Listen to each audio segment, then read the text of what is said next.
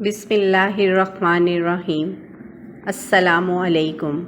ایک جنازے سے فارغ ہوتے ہی ایک بابا جی قبر کے قریب آ کر کھڑے ہو گئے اور پوچھنے لگے، بیٹا بتاؤ، اگر یہ شخص ابھی دنیا میں واپس آ جائے تو کیا کرے گا؟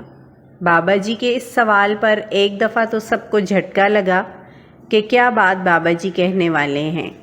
بابا جی مسکرائے اور بولے، میں انسان ہی ہوں، سوال کا جواب کوئی دینا چاہے گا؟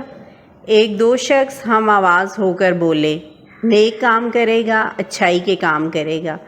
اتنے میں پیچھے سے آوازیں گونجنے لگیں، جیسے عموماً ہوتا ہے کہ ایک آدمی بولا تو سب ہی اپنی اپنی رائے دینے لگے۔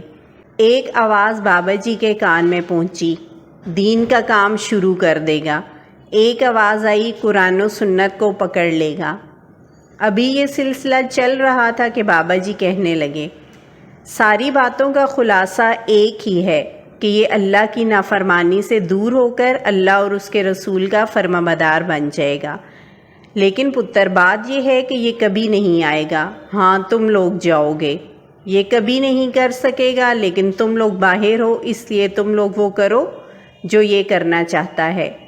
یہ فاصلہ تو صرف 2-4 فٹ کا ہے کہ وہ نیچے ہے اور تم اوپر ہو، لیکن در حقیقت یہ بہت بڑا فاصلہ ہے۔